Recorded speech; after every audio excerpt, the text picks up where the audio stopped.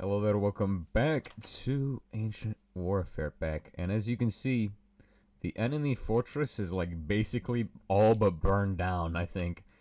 Yeah, the wall continues to burn. I kind of wanted some of the wood, but I've basically burnt down their entire base. Well, the walls around it at least. I will still be able to destructicate them hopefully. But we're just getting stuff to destructicate them with right now. That's why it's taking us a little bit. Um, so there's a wide variety of tools and materials you can make inside of Tinker's Workshop, which is what we're trying to actually get to. So with that, I'm going to begin. I think I'll make Electrum for the actual head, so I can make an Electrum head and get extra damage out of it. Or maybe lead, because lead probably hits hard. Like a lead shovel head probably does a little bit of damage, doesn't it? Attack 6.84. So it takes the highest damage that it gets. Or actually, no, it doesn't. It takes... Because this one is like 7.84 attack. This one is 9.86 versus 9.07. So it's just slightly higher, I'm guessing, because of the shovel head. I want to make Electrum. I can't make a crusher yet because I have not found osmium. I found deep iron. What other materials for shovel heads are there that do more damage? What is the best material for dealing damage with a shovel head? Like, what? Let's just take a look around and see what we can find. Vulcanite. Attack 3.8. Ethereum. Shovel head. This is 6. Deschalcos. Sanguinite. Eximite. Astral. Silver. Shadow Iron is 5.9. I mean, that's pretty good. But it's not better than the other stuff. Valerium. Tartarite. Oh. So many references in this. Viraxes.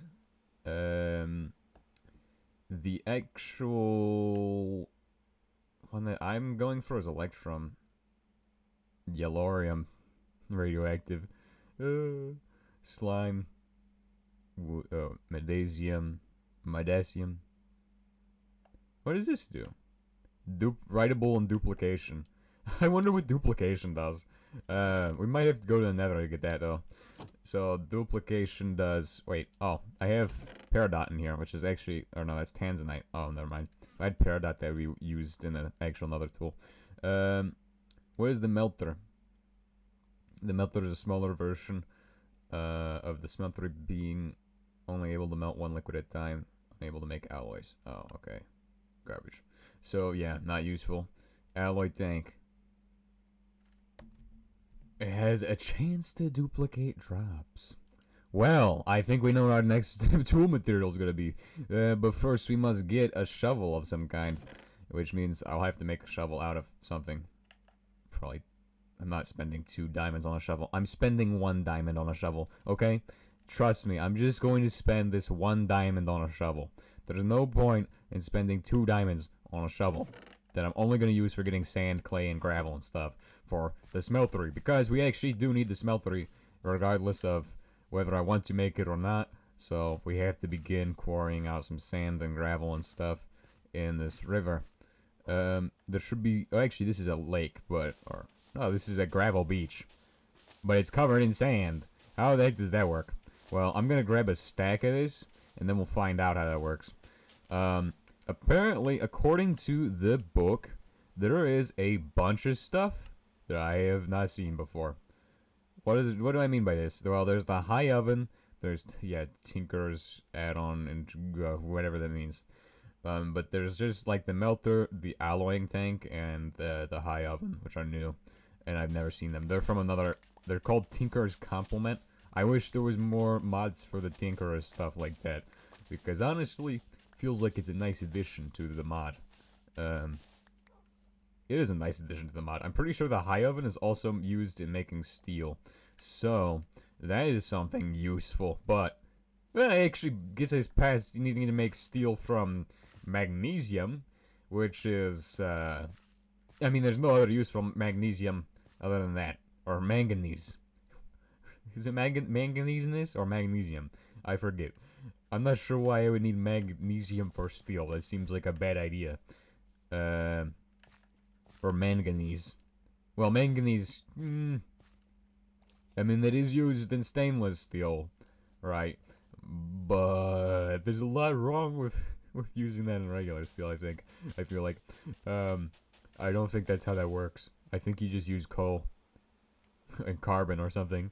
Just any source of carbon should do the trick.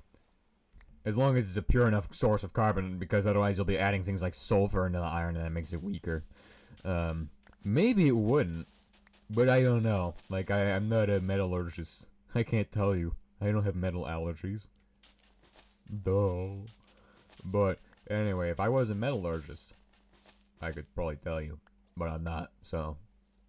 But I'm just assuming that you don't just throw like charcoal or like something in there like that you've just made from like wood or something that contains, you know, component byproducts or whatever from the original plant. You throw in something like coal coke because it will be purest. There will be no actual other impurities inside of the coal coke. Yeah, that fire is still burning.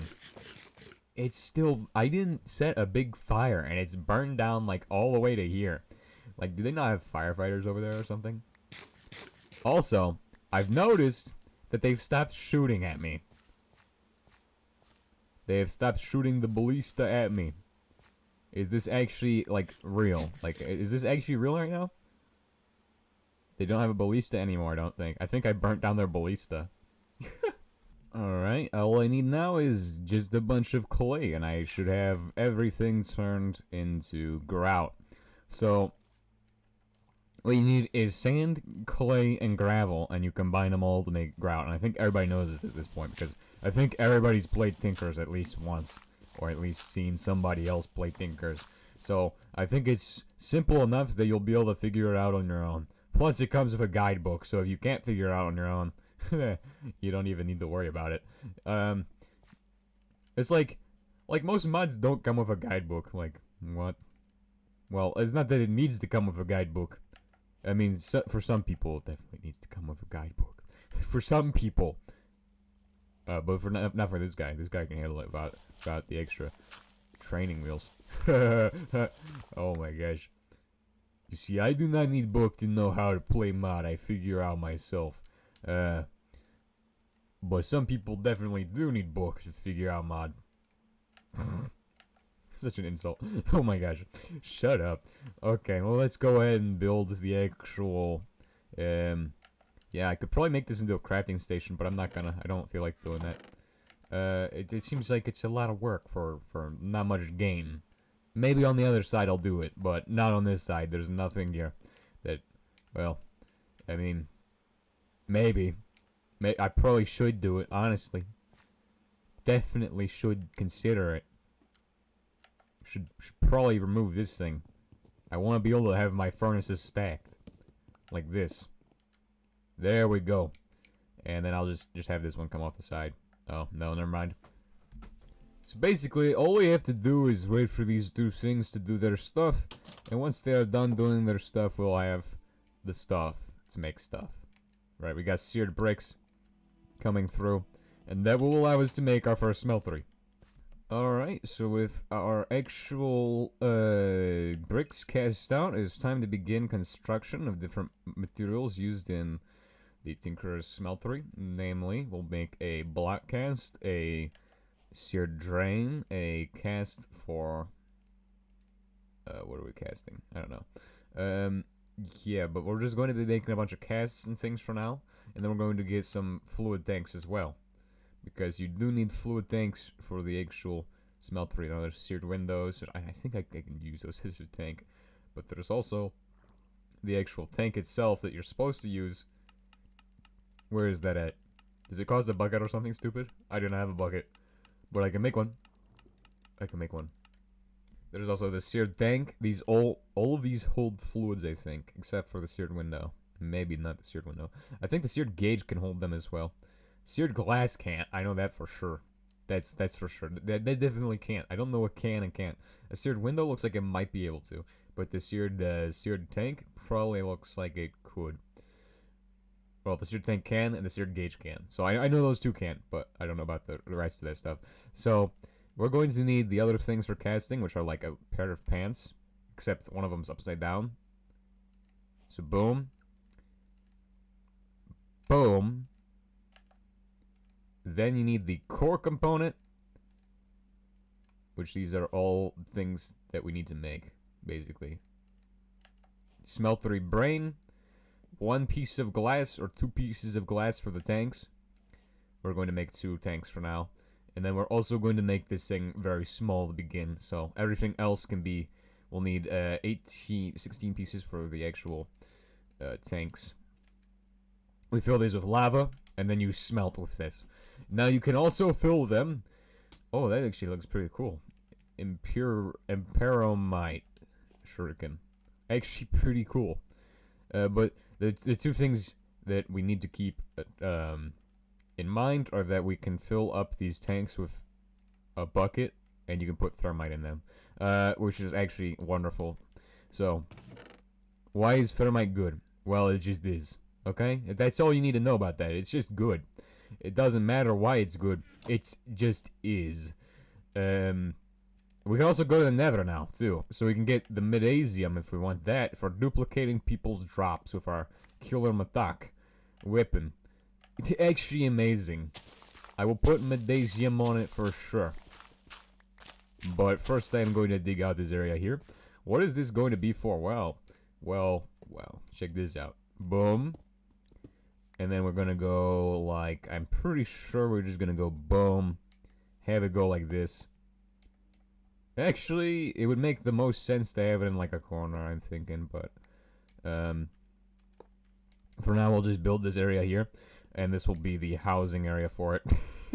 Kind of makes it so my mind needs to be changed as far as where it's at, because this staircase ain't gonna be working no more. This staircase is gonna be garbage, so I need to change it a lot. Boom. Anyway, I'm not filling in those with dirt blocks or anything, they're just gonna stay like that. I'll put in 2 seared tanks. Will I have enough to do 2 layers? Or will I only have enough for 1? We'll find out. Hopefully I have enough for 2. I really hope I do. Oh, actually, why don't we just put these on the sides like this and make it a 2x2 smeltery? That is smartest idea. Instead of chopping logs with our hand. Do like this. You'll do good.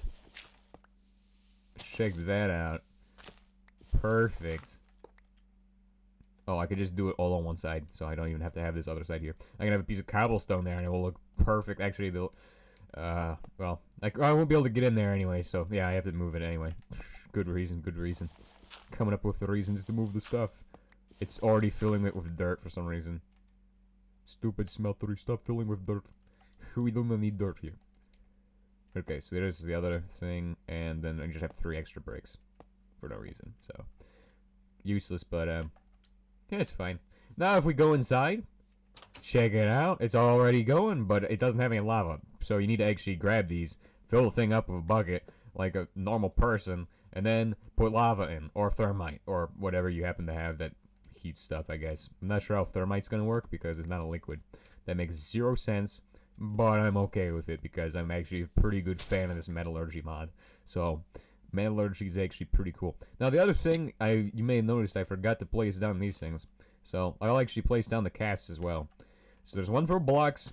So, if you're doing like ore stuff, you will cast out blocks instead. So, every 9 ore that you have, you can throw in here, get out 2 blocks of stuff. Or every 1 ore you get out 2 ingots, basically. Why would I say 9 ore? Because it's just a full number, and it makes the most sense to do it that way instead of the other way. So keep that in mind. That makes sense to do a full number versus the other number. And then we're basically done. So all I need to do now is grab some stuff from across the river. And also throw a bunch of stuff in these boxes. And probably sort some of this out into the box that it belongs in. Which is going to be not my death. Please do not die again. I have died like so many times trying to invade the enemy fort. Also, really annoying side note. Basically, every single time I go to harvest the crops, I only get 1 seed. So I've only got 2 crops right now. And I'm not sure why this is. Maybe this is an advanced war or ancient warfare thing, but I don't care. Advanced warfare. What are we playing? Call of Duty or something? I believe I have 3 of these wheat pieces now. I can actually make a piece of bread. Our first piece of bread. Holy crap, and what a milestone. Our first piece of bread. Can only sleep at night. Well, tell me that again and I will tell you it's nighttime right now. So. Oh, I know it is nighttime. It is time for me to go grab some stuff from underground. So your tank looks kind of weird. Like it's got like in the texture, like when I'm holding it, it looks really weird. Like look at this. Do you see that? It's got transparency around the side, or it's brown or something. I don't know, and I don't think I'm gonna know, but that's fine. We'll need to fill these with lava, bring them back up. If we have aluminium, we can use that, and something else to make aluminium brass, but we don't, so we're going to have to make the other stuff. Each of these can hold 4 buckets of lava, so now that is how you put in your lava, like so, is you shove it in, you shove it in, and you shove it in, and you shove it in again. And then you have all your lava. And then you can mine these, bring them back up to the top, and check it out. They still have that weird missing texture around the top of them. Pretty beautiful, isn't it?